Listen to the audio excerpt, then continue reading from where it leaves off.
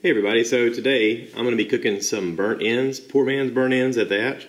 I first watched this video on another YouTuber's channel. Through the magic of social media, we've somehow become buddies. I had made a video about my Silverback Gorilla Grill having a problem with cheap pellets, and me eventually making the decision to move over to using Gorilla Grill's signature blend. For a lot of reasons, mainly because the cheap pellets were clogging up the machine, but I showed how you can fix that problem, how you can clean it up. And there's another YouTuber, he goes by the handle The Dogfather's Barbecue. That's D-A-W-G Father, Dogfather. Real cool guy. Has a lot of videos out there about good ways to cook meats. I highly recommend checking out his channel. His most popular video, I think, is the cooking a brisket for beginners. It's a very good video. You can tell that it's been shared a lot. I think when I looked at it, it was over 1.2 million views. The guy really knows how to cook stuff. So I wanted to give him a shout out on my channel so you guys can check him out, because that's where I got the idea for this recipe. I am doing poor man's burnt ends.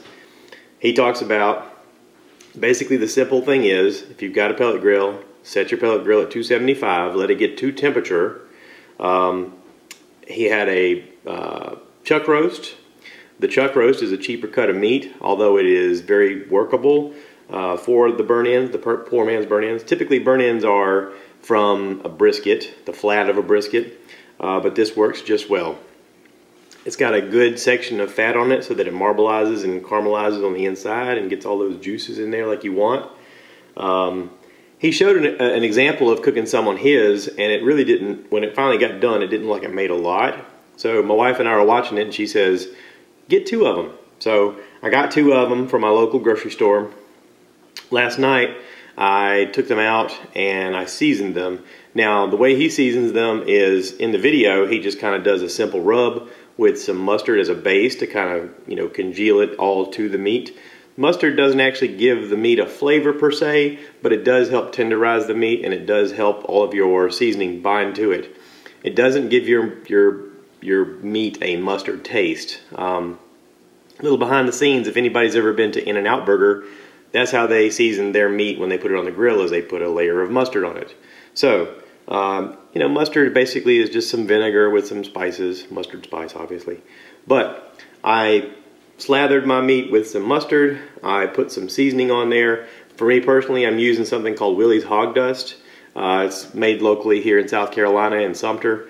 My wife bought some at a food show, and it's pretty good. So I'm going to try it on this. It's not going to hurt it. We've added on lots of things, and it's really good. And then got my grill ready. So I'm going to put these on there at 275, and I'm going to cook it with, I got some temperature probes. I'm going to cook it to 160. When it gets to 160, that's when meat usually stalls out. I'm going to pull it. I've got some pink butcher paper. I'm going to wrap it in the pink butcher paper. That will help it cook a little bit faster and get past that stalling stage. Then I'm going to probe it again and let it cook to 200. When it gets to 200, I'm going to pull it. I'm going to cut it up and put it in a pan with some barbecue sauce and let it cook for about another 20 minutes. That'll help caramelize all of that stuff into it. And I'll show you the process, so just stick around and I'll show you everything, okay? Okay, so my pellet grill is a Silverback Gorilla Grill. Right now you can see I've got it set at 275. It's at temperature. I do have a iron grill grate sitting on top of my regular grill surface. I'll show you that. I like using that. These are just cheap. You can find them at Walmart or online somewhere. They're just cheap ones that extend out. I like that because it helps hold the heat. Whenever this thing fluctuates in temperature, this will help give me my grill marks. It also helps me keep a steady temperature with the meat. I really like having extra iron grill grates on top of that. Here's an example of my meat that's ready to go. You notice I got a little bit of extra mustard on there. I just did that extra this morning to kind of give it a little bit of something else, because it's going to cook into it. Not a big deal, you don't have to do that. I got my probe ready to go, and I'm going to go ahead and put it on there, and we'll see what happens. Alright, hang on. Alright, I got both probes in there.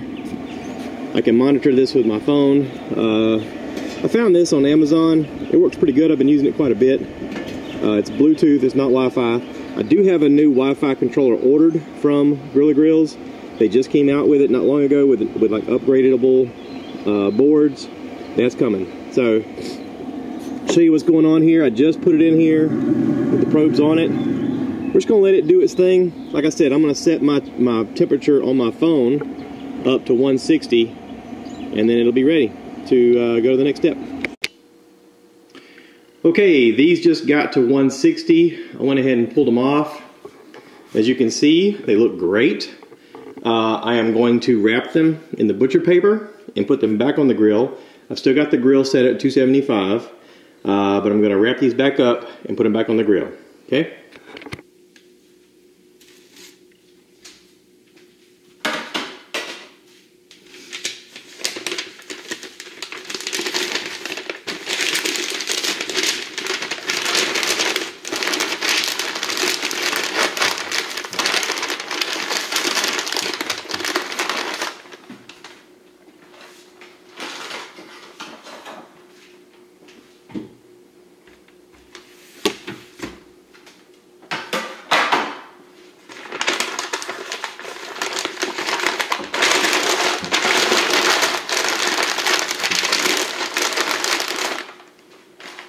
Okay, I got them wrapped up. I'm going to put them back on the grill, and I'm just going to put my probe in it, and I want these to cook to 200.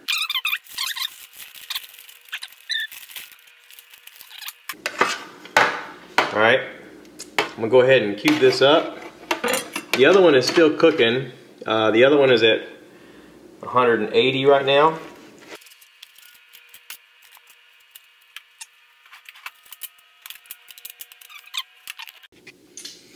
Alright, I've cut it up into some manageable chunks. As you can see, we got a nice smoke ring in the meat.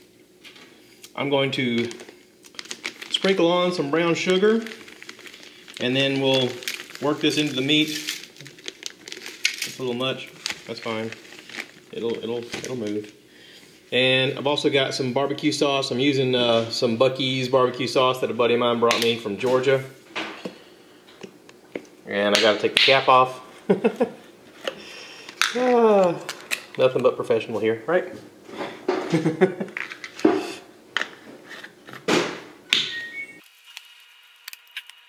Alright, we'll work this around.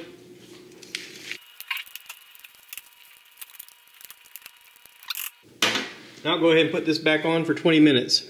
Okay, these have come off the grill after 20 minutes. And I'm just going to roll these around in the meat. In the sauce, to kind of make sure it's slathered over everything good. Looks great. I've already snuck me a bite and it tastes delicious. Good stuff. We're going to call that done. The other meat is a little bit thicker, and the other one is still on the grill. It's almost at 200. When it's done, I'll cube it up the same, and I'll do the same process with it. Alright, here's the second piece of meat.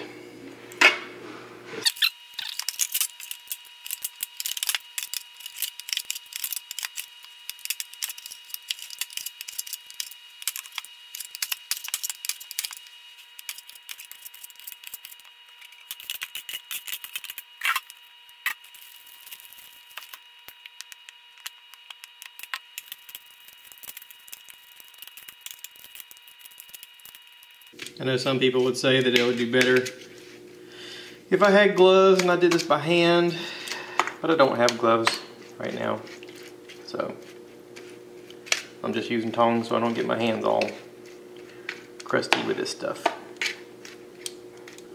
Okay, I'll put this back on a grill for 20 minutes. Alright, the second round of burnt ends is now done. I'm just going to swish them around in this juice. And I learned from the first batch that if you let them sit in the juice for a little while, it'll soak up some of this as well. Some of these barbecue sauce and some of that sugar that's in there. But these turned out really good. The first batch was delicious. We've actually been eating. This will be for the week. So we have some leftovers. Yum, yum, yum.